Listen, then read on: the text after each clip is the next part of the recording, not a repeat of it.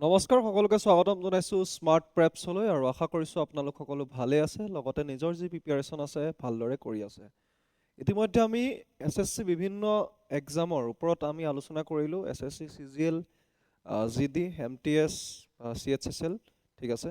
গতিকে গোটেইখিনি এক্সামৰ ওপৰত আলোচনা কৰিলোঁ। আজি এই যিটো ভিডিঅ' বা এই যিটো ছেশ্যন হ'ব, এতিয়া এছএছচি এক্সাম আমি আলোচনা কৰিলোঁ যে কেনেকুৱা কেনেকুৱা পোষ্ট থাকে, চেলেৰি ষ্ট্ৰাকচাৰ কেনেকুৱা কি হয়, এইখিনি আলোচনা কৰিলোঁ। এইবাৰ আলোচনা কৰিম যে ইয়াত প্ৰিপিয়েৰেশ্যন কেনেকৈ কৰিম, ঠিক আছে। এছএছচি এক্সামটোৰ বাবে প্ৰিপিয়েৰেশ্যন কেনেকৈ কৰিম, অ'কে। গতিকে চোৱা, এছএছচি এক্সাম প্ৰথম কথা হৈছে এই যিটো এক্সাম হয় এইটো হৈছে computer based exam, okay. Computer based exam. তো ইয়াতে প্ৰথম যিটো টায়াৰ 1 হ'ব, টায়াৰ 1ত কি কি আহে, মেইনলি ছাবজেক্ট কি কি থাকিব। টায়াৰ 1ৰ কাৰণে তোমাক দৰকাৰ হ'ব কোৱান্টছ, অ'কে। কোৱান্টছ লাগিব, ৰিজনিং লাগিব, হয়নে। কোৱান্টছ, ৰিজনিং, ইংলিছ আৰু GK, ঠিক আছে।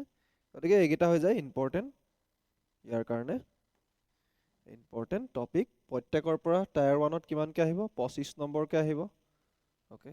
25কৈ আহিব প্ৰত্যেকৰ পৰা। টোটেল আমাৰ কিমান নম্বৰ আহিব,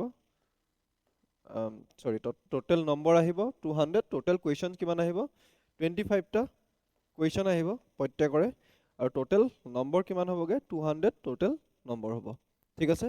গতিকে এতিয়া আমি চাম যে প্ৰত্যেকটো ছেকশ্যনৰ কাৰণে কোৱান্টছ হওক, ৰিজনিং হওক, ইংলিছ হওক, GK হওক, কেনেকৈ প্ৰিপিয়েৰেশ্যন কৰিম বা কি পঢ়িব লাগিব, তো তাৰ ওপৰত আমি আজি সেইখিনি বস্তু ইয়াতে আলোচনা কৰিম, অ'কে।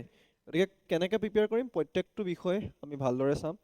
যিহেতু এইটো এটা কি হয়, কম্পিউটাৰ CBT বেছড টেষ্ট হয়, হয়নে।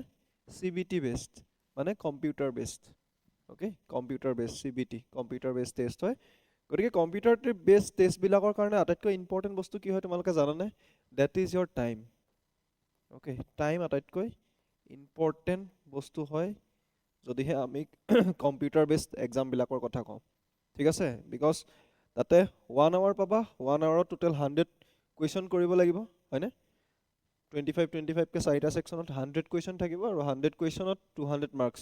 গতিকে 100 কুৱেশ্যন 60 মিনিটত কেনেকৈ কৰিম বা আমি কেনেকৈ প্ৰিপেৰেশ্যন কৰিম, কেনেকৈ প্ৰিপেৰেশ্যন কৰিলে আমি সেই কুৱেশ্যনখিনি কৰিব পাৰিম, তাৰ কাৰণে আজিৰ এই গোটেই ভিডিঅ'টো হ'ব, অ'কে, ঠিক আছে। এতিয়া চাওঁ, প্ৰথম কোৱান্টছৰ কথা কৈছোঁ। কোৱান্টছ, যদি কোৱান্টছৰ কথা কওঁ, কোৱান্টছত তোমালোকে ইয়াতে 2-3টা পাৰ্ট পোৱা, যেনেকৈ এৰথমেটিক পাবা, লগতে এডভান্স পাবা, ঠিক আছে। এডভান্স মেথছো পাবা ইয়াতে, ট্ৰিগনামিতি বাগেৰা এইবিলাক আহিব, আৰু জামেট্ৰি অলপ পাবা, অ'কে। জামেট্ৰি অলপ পাবা। তো এই গোটেইকেইটা পাৰ্ট পাবা কোৱান্টছত, ঠিক আছে। এতিয়া কোৱান্টছৰ কাৰণে প্ৰিপেৰেশ্যন কেনেকুৱা হ'ব লাগিব, কোৱান্টছৰ কাৰণে প্ৰিপেৰেশ্যন হ'ব লাগিব, প্ৰথম কথা হ'ব লাগিব তোমাৰ কনচেপ্ট ক্লিয়াৰ, ঠিক আছে। প্ৰথম বস্তুটো হৈছে কনচেপ্ট। তো আমি এনেকৈ পঢ়িব লাগিব যাতে আমাৰ যিখিনি কোৱান্টছৰ কনচেপ্ট আছে সেই কনচেপ্টখিনি প্ৰথম ক্লিয়াৰ কৰি ল'ব লাগিব, ঠিক আছে। কনচেপ্ট ক্লিয়াৰ কৰাৰ পাছত কি কৰিব লাগিব, PYQ কৰিব লাগিব। লাষ্ট প্ৰিভিয়াছ ইয়েৰৰ যিবিলাক কুৱেশ্যন আহে, কুৱেশ্যন আমি কৰিব লাগিব। এতিয়া অকল PYQ কৰিলে আমি কিন্তু টাইম মেনেজমেণ্ট নহয়, যিহেতু টাইম মেনেজমেণ্ট কৰিব লাগিব, সেইবাবে টাইম মেনেজমেণ্টৰ কাৰণে আটাইতকৈ ইম্পৰ্টেণ্ট বস্তু হৈ যায় মক টেষ্ট, ঠিক আছে। আটাইতকৈ ইম্পৰ্টেণ্ট বস্তু হৈ যায় টাইম মেনেজমেণ্টৰ কাৰণে মক টেষ্ট।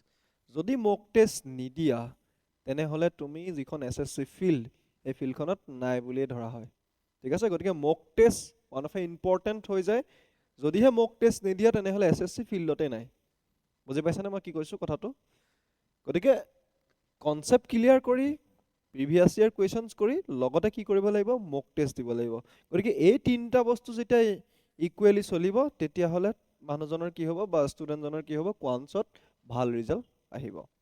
গতিকে ইয়াৰ ভিতৰত যদি এটা বস্তুও যদি কমি থাকে তেতিয়াহ'লে কোৱান্টছত কিন্তু ৰিজাল্ট নাহে। আৰু মেথছত যাৰ ষ্ট্ৰং হ'ব সি SSC ভালদৰে ক্লিয়াৰ কৰিব পাৰিব।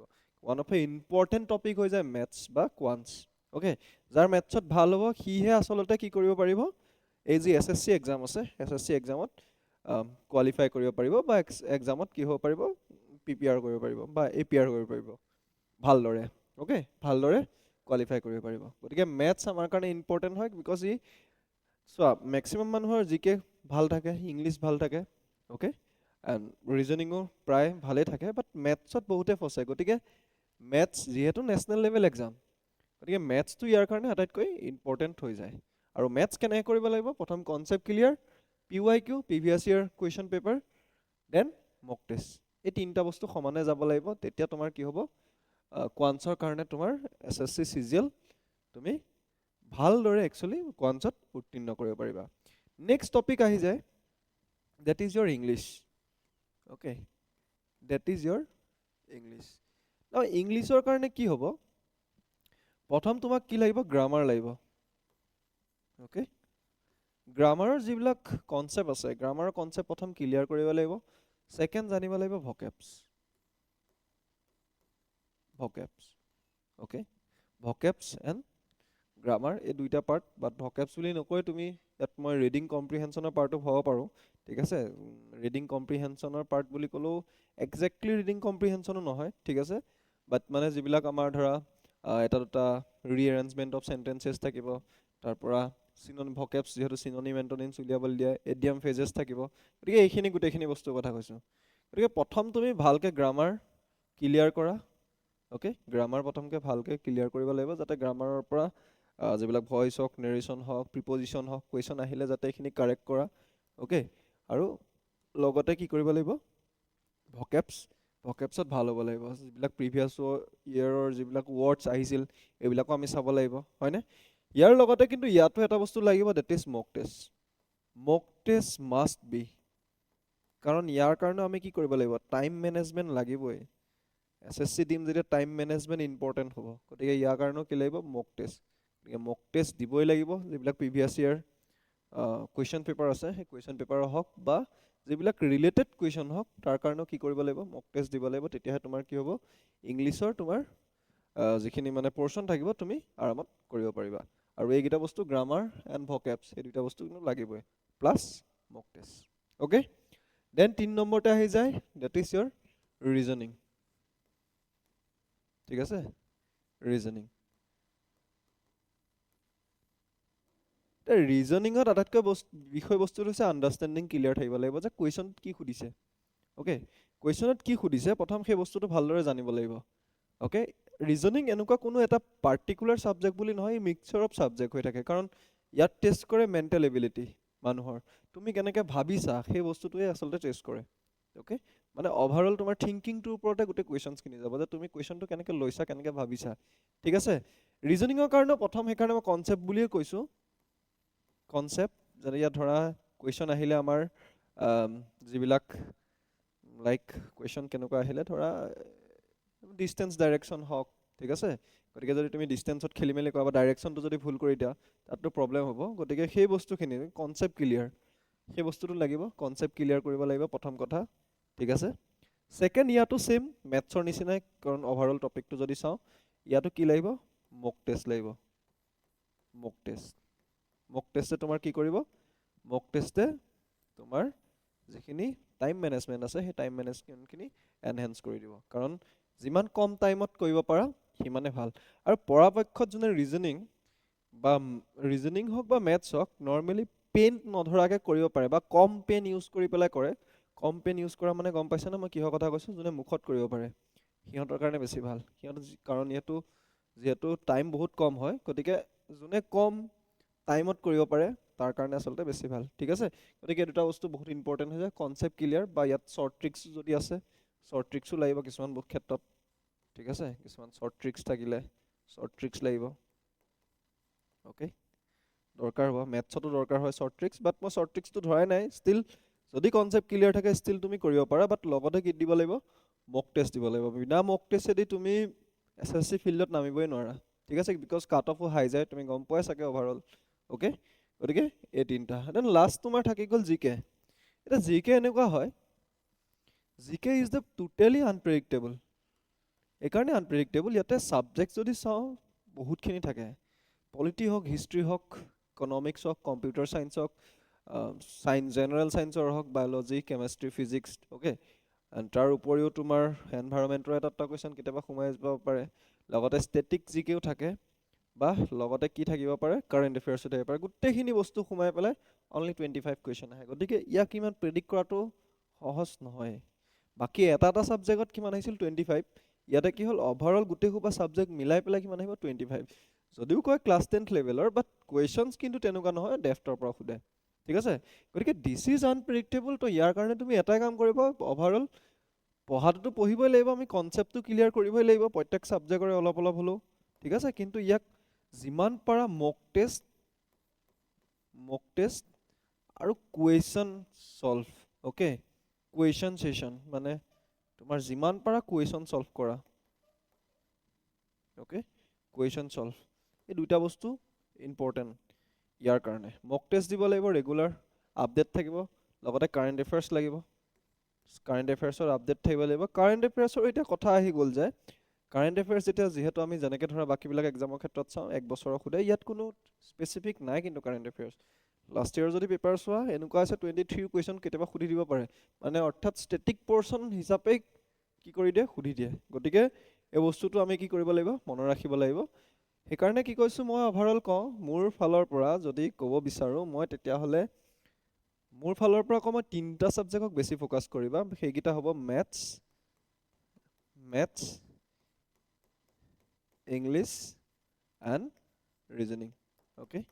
আৰু ইয়াৰে এটা ভাল কথা হৈছে যে কি ইংলিছ এণ্ড ৰিজনিঙত মেক্সিমাম মানুহে কিন্তু নম্বৰ পায় SSCত, অ'কে। SSCত মেথছ আৰু ৰিজনিং নৰ্মেলি স্ক'ৰিং ছাবজেক্ট, চবৰে প্ৰব্লেম হৈ যায় মেথছত। গতিকে যিসকল কেণ্ডিডেটে SSC এক্সাম ভালকৈ দিম বুলি ভাবিছে তেওঁলোকে কিন্তু চবচে বেছি ফ'কাছ কৰা ছাবজেক্টটো হৈ যাব মেথছ।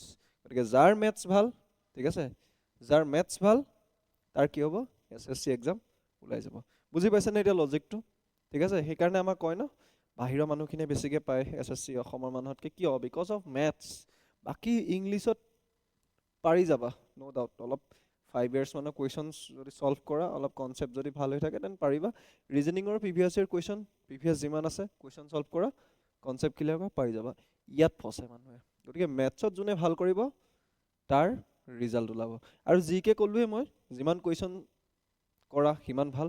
আৰু নৰ্মেলি জিকে আনপ্ৰেডিক্টেবল হৈ থাকে, ষ্টিল যিমানখিনি ডাইৰেক্ট কুৱেশ্যনছ আহে ছলভ কৰিবা, আৰু যিখিনি আনপ্ৰেডিক্টেবল সেইখিনি এৰি দিবা। এইকাৰণে এৰি দিব কৈছোঁ কাৰণ নিগেটিভ মাৰ্কিঙো আছে। বাট তোমাৰ ফ'কাছ অভাৰঅল কিন্তু এই 3টা ছাবজেক্টত থাকিব। এই 3টা ছাবজেক্টত ভাল মাৰ্কছ উঠাব লাগিব, তেতিয়াহে গৈ থৈ কি হ'ব, তুমি SSC এক্সামত যিকোনো হওক, CGL হওক, CPO হওক, CHSL হওক, GD হওক, MTS গোটেইকেইটা এক্সামত কি কৰিব পাৰিবা, ভালদৰে এটেম্প কৰিব পাৰিবা। গতিকে মেইন যদি অভাৰঅল আমি ফ'কাছৰ কথা কওঁ, ডেট ইজ এটা হৈছে concept clear, question previous year solve কৰা আৰু মক টেষ্ট। এই গোটেইকেইটা যাৰ কম্বাইন হৈ থাকিব সদায়, ঠিক আছে, সি কি কৰিব, এক্সাম কোৱালিফাই কৰিব পাৰিব, অ'কে। গতিকে এনেকৈ ষ্টাৰ্ট কৰা, প্ৰথম কনচেপ্ট ক্লিয়াৰ কৰিব ট্ৰাই কৰা, দেন কি কৰা, দেন তুমি তাৰ ৰিলেটেড যিবিলাক কুৱেশ্যন, ঠিক আছে, ছেকশ্যন বেছ কুৱেশ্যন কৰা। আৰু যেতিয়া টাইমিঙৰ কাৰণে যিহেতু তোমাক লাগিব, গতিকে টাইমিং বঢ়াবৰ কাৰণে তুমি কি কৰিব লাগিব, মক টেষ্ট ষ্টাৰ্ট কৰি দিয়া। গতিকে মক টেষ্ট ৰেগুলাৰ মক দিব লাগিব, মক দি এনালাইচিছ কৰিব লাগিব, অ'কে। 1 hour এটা মক ৰেগুলাৰ দিব লাগিব, 1 hour ৰেগুলাৰ এটা মক, লগতে এনালাইচিছ, এইটো থাকিবই। আৰু প্ৰথম অৱস্থাত যোনে মক দিব তাৰ হয়তো নম্বৰ নাহিবও পাৰে, বাট সেইটোৱে মেটাৰ নকৰে, সি এটা হেবিট বনাব, অ'কে। এক্সামলৈ যাতে এটা হেবিট বনাব, তাৰ কাৰণে তুমি মক দিব লাগিব। আৰু কোনটো পৰ্চনত মই কিমান টাইম দিম, তেতিয়া তুমি কি কৰিবা, নিজৰ হিচাপত তুমি এপ্লাই কৰিব পাৰিবা, কাৰণ মক টেষ্ট দিওঁতে তোমাৰ সেই বস্তুটো গম পাই যাবা। বিকজ মক টেষ্টতো কি হয়, মক টেষ্টত টাইম ৱাইজে আহে, হয়নে, ছেকশ্যনেল টাইমিং থাকিব, বা ছেকশ্যনেল টাইমিং নাথাকে, অভাৰঅল টাইমিং থাকিব, বাট তোমাৰ হিচাপত তুমি কোনটো ছেকশ্যনত কিমান টাইম দিবা সেইটো তুমি উলিয়াই ল'ব পাৰিবা, ঠিক আছে। গতিকে মক টেষ্ট সেইকাৰণে কি হৈ যায়, ইম্পৰ্টেণ্ট হৈ যায় SSC ফিল্ডত, অ'কে। গতিকে এইখিনিয়ে কথা আছিল। এতিয়া যিসকলে ভালকৈ SSC প্ৰিপেয়াৰ কৰি আছা তেওঁলোকে আৰু ধুনীয়াকৈ কৰিব পাৰা। গতিকে এইটো মনত ৰাখা, প্ৰথম কনচেপ্ট ক্লিয়াৰ, কুৱেশ্যন ছলভ কৰিব লাগিব, লাষ্ট কণ্টিনিউ মক টেষ্ট আৰু মকৰ এনালাইচিছ। গতিকে এইকেইটা কৰি পেলাই আমি কণ্টিনিউ কৰিব পাৰিম, আৰু আমাৰ SSCৰ কাৰণে এইখিনি বস্তু একচুৱেলি ছাফিচিয়েণ্ট হয়, অ'কে। গতিকে এইটো কণ্টিনিউ কৰিবা, আৰু তোমাৰ SSC আশা কৰিছোঁ সকলোৰে SSC এক্সাম যোনে দিবা তেওঁলোকৰ যাতে আশাবোৰ পূৰ হয়, আৰু নিজৰ যিবিলাক সপোন আছে পূৰা কৰিব পাৰা, ঠিক আছে। ধন্যবাদ সকলোকে, আকৌ লগ পাম নতুন এটা ছেশ্যনত। অ'কে